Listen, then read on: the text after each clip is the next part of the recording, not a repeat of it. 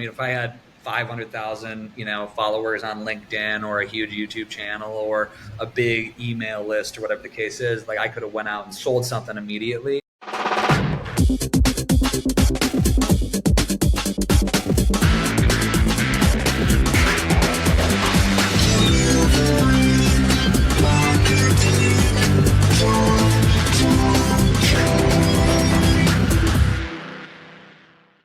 Hey there, and welcome to a brand new episode of Delivering Marketing Joy. I am your host, Kirby Hassman, and joining me today is a brand new rock star. So AJ grew his guerrilla agency into a leading SEO agency in Minneapolis, and within 4 short years, not only did he grow, but he built it into a multi-million-dollar exit. So now he's turned his sights on applying those same innovative strategies into his latest venture, which is Small Business Bonfire. He's going to talk a little bit about this today. AJ Silber, thanks so much for joining me. Hey, thanks for having me on the show. Absolutely. And I know you're doing a little traveling right now, so I appreciate you you working me into your schedule. No, not a problem whatsoever. I just think it's very interesting because I've done a lot of these shows, and it's usually like 8, 9, 10 a.m. for the host, and then it's like now it's like 7:30 here. So. Well, good for you. Well, thank you. Seriously, I appreciate it. No okay, so let's start right from the top. I mean, some people start a business to sell it, but I don't know that most people really do. Some just kind of decide to do that later. And the people I talk to, it's like it almost seems like this mystery. Like, where do you advertise it? You don't want to tell people. Like, it's like it's a hard thing. So, can you tell us, how did you grow and sell your business so fast? Yeah, so I think there was a little bit of luck and magic, right, in the whole process. That Sure. said, I think one of the things that I knew, I love the digital space. So we really niched down into SEO early on. So I started the agency in 2017. By 2018, we were primarily an SEO agency. I still love the marketing space. I still love the digital space. I'm still doing things in that space, generally speaking. But really, the biggest thing was focusing on getting sales or getting leads, right, and converting that into actual sales and customers. Early on, we had a really good rankings in Minneapolis, so that kind of enabled us to grow holistically, if that makes sense. And then, the other piece of the coin, right, is, and it seems really easy when you say it out loud, but the other piece is having a great product, right? So, we were able to grow quickly because of those two things. Like, when we'd get a lead in, we'd sell that lead, and then we'd facilitate the customer, and we just had a lot of success in that, and our customers had a lot of success in SEO and kind of growing their rankings and their sales and things of that nature. So we had very low customer churn. So that enabled us to grow. And I think the part of the equation really for me was that I knew again that I didn't want to be in this space forever. So one of the things that I started doing early on was really focusing on standard operating procedures and then getting myself out of the business so I could work on the business as opposed to in the business. And that really benefited me in a lot of different ways because, when Phil Singleton ended up coming to buy the business, so he owned an agency out of Kansas City web design and SEO. When he came in to buy the agency, it was really turnkey. So he kind of came in and he was like, "What are you doing?" And I was like, "Well, I'm kind of doing some sales stuff here and there, but I'm really working on the business." And he was like, "Great. I mean, that's what people are really looking for, if that makes sense." Oh, it makes a ton of sense. And I think it's one of the things that most of us struggle with, right? Is that we feel like, oh, we're the only person who can do this thing. And so most of us, and I'm guilty of this too, is we don't always put together the SOPs so that we can hand it off and get somebody who can take that over. And I think that is a challenge for a lot of entrepreneurs. For sure. And, just to expand on that just even slightly, so it's kind of interesting. I went to school for entrepreneurship. So I was in a very unique position where I knew that I always wanted to be a business owner. And one of the things that I would tell my kind of management team was like it could be SEO, right? It could be owning a movie theater, and it could be like selling ice cream. I love owning, I love business ownership. I love figuring out problems and solving customers' problems and selling a good product. So I could have been doing any one of those things. So for me, I was into SEO. I like SEO. I like seeing results for customers. It made sense on how we could sell and scale that business. But in reality, I wasn't the guy who did like the SEO on a regular basis. At first it was, but Mm, as soon as I was able to scale to the point where I could hire somebody, I was like, let's get somebody in who knows how to do this better than I do. And I think that's one thing that a lot of yeah. entrepreneurs miss on, right? Is like handing it off to somebody else. No, I think that's great advice.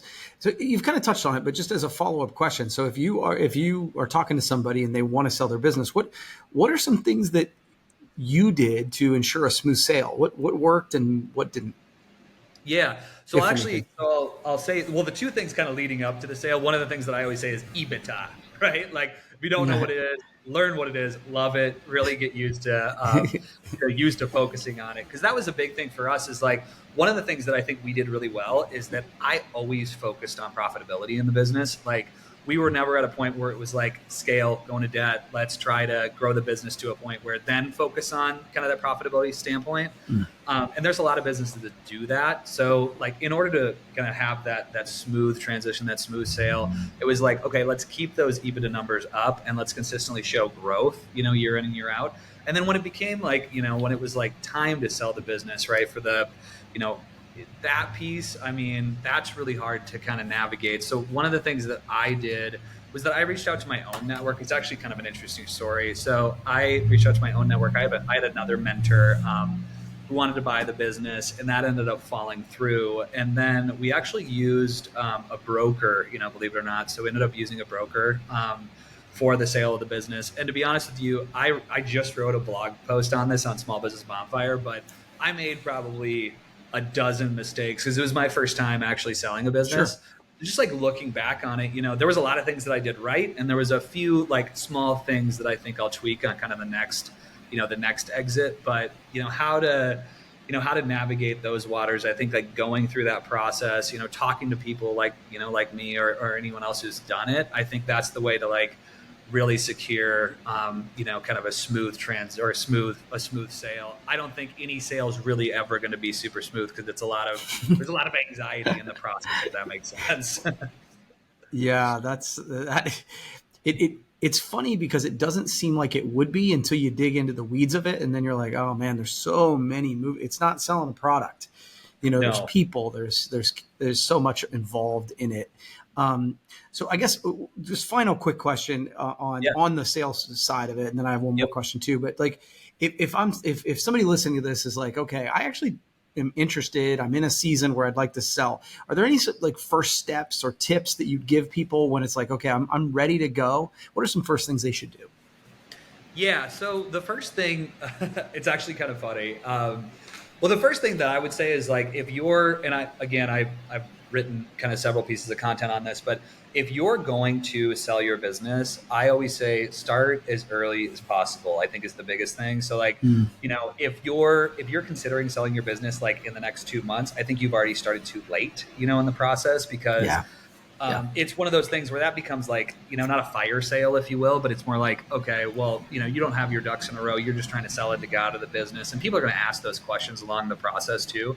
So one of the Yeah. things that I always say, if somebody's interested in selling their business, whether or not it's, 6 months from now, a year from now, 5 years from now, have that kind of like exit in mind, right? This kind of big, hairy, Mm, audacious goal. Like I want to exit the business and I want to do that 5 years from now or 2 years from now, whatever the case is. that's a great So point. starting as early as possible. And then, the other piece of it is just get like mentally prepared because I've talked to several different entrepreneurs who have sold their businesses and it's a roller coaster. It's just going to be, right? Like it's going to Mm, take, 6 to 8 months from the time that you decide to sell to the point when you're signing the paperwork. And mm, throughout that process, it's never super easy. I mean, you're doing a dance, right? A dating, thing with the people that are going to yeah. buy the company. And it's just, it's, you're dealing with people who are going to buy the business, right? And they're going to buy something. They're going to spend a lot of money, maybe more money than they've ever spent on this Mm. thing. So again, just getting kind of mentally prepared and know, get your ducks in a row going into it is probably my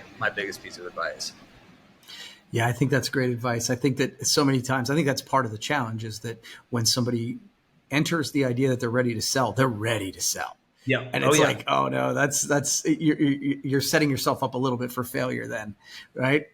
Exactly. Yeah. It's sort of like selling a house, right? Like, I mean, if the market's like, Yes. if the interest rates are at 7 or 8%, it's like, the market's ticking down. It's like, okay, well, now is maybe not the best time to sell, So Yeah, Yeah. like I said, I mean, you've owned this, if it's a audience member who's owned a business for a while, like that's again, I wouldn't try to fire sale this thing. I would really set it up right because the more that you can do, before you even put the thing up for sale, right? Again, working on EBITDA, working on getting yourself out of the business, the higher amount that you're going to get for the business, generally, Yeah. or the higher multiple that you're going to get for the business, generally speaking. So, Yeah, that's great. That's really good stuff. I appreciate you spending some time on that, AJ. Okay, so final question, kind of in your new venture, you're working with small businesses to start and scale. So, what are some of the best marketing tactics you're seeing working right now? yeah. So I would be hard pressed not to start with SEO. I still am a Hmm. huge fan of SEO. I mean, own an SEO agency. I love SEO. I think SEO is doing going through a little bit of a renaissance, right? With Hmm. EEAT kind of being at the forefront, right? So it's expertise, experience, authority, and trust.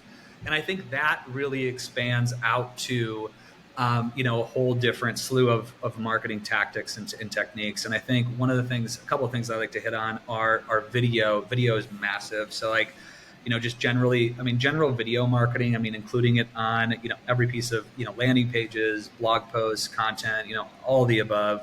And then sharing a lot of that stuff on social media is huge. So video, even though, video has been around for a while, I think video is becoming more prominent, and again, Yeah. in regard specifically to that kind of EEAT and Google's algorithm.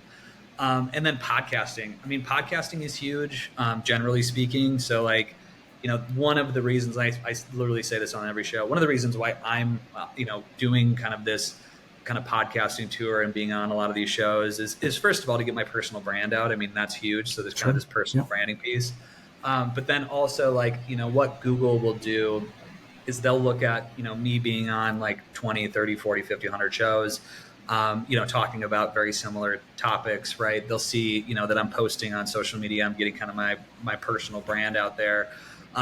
So that's really big too, as I think podcasting is huge. And I guess that is I do want to give a small shout out to podcast bookers who actually got me on this show, generally Hmm. speaking. But yeah, it's, to be honest with you, I'm kind of going on a little bit of a tangent, but it's really kind of dependent on the business, right? Like local Hmm. businesses, SEO, Google ads, right? Like larger national organizations, like branding, right? Like building that kind of social presence. I think one of the Sure. things that or last thing that I'll say on kind of just generally speaking marketing, but one of the things that I've been doing a lot more of lately that I wish I would have started 5 years ago doing is building up my own personal brand. Mm. So one of the Yeah. things, and this kind of wraps back around to even selling the agency, is one of the things that when I sold the business and I transitioned, it took me kind of a year ish to transition out of the business. That was kind of the contractual deal that we had. So in that year time frame, I mean, I was building up Small Business Bonfire, but one of the things that I wish I would have done again 5 years ago is have this really large, robust audience, right? Who Hmm. knew AJ, who knew me for what I did, right? And then that way, like whatever I want to sell moving forward. I mean, if I had 500,000, followers on LinkedIn or a huge YouTube channel or a big email list or whatever the case is, like I could have went out and sold something immediately. So that's one Yeah. of the things I'm working on now is kind of building that piece up. So I don't think that'll ever go away. Yeah, I really agree with everything you just said. But the personal branding thing is fascinating to me because I think in a time when there, whether it's a recession or whether it's this or it's like, if it's a time of uncertainty, right? Which I think we can agree that we're running into a time of uncertainty. Maybe a little That bit. yeah, maybe a little bit. That Yeah. when you have a strong personal brand, you just have flexibility, right? Like that's just it gives you options, and so I think that's really smart on your part. So where can somebody find more information about you? Yeah, so I think the best place is LinkedIn. I mean, that's kind of my number Mm-hmm. one platform right now. So Mm-hmm. LinkedIn is a great place to find me. Just AJ Silber. Mm-hmm. And then otherwise, Small Business Bonfire is kind of my current baby, right? So I'm really trying to Love it. cater to that kind of small business community. The folks that I really took care of at the agency and worked with at the agency. I'm really trying to be kind of the entrepreneurs champion and help those guys out Love it. through kind of free content and resources. Then the biggest thing is the Bonfire Field Guide that I do on a week-to-week basis.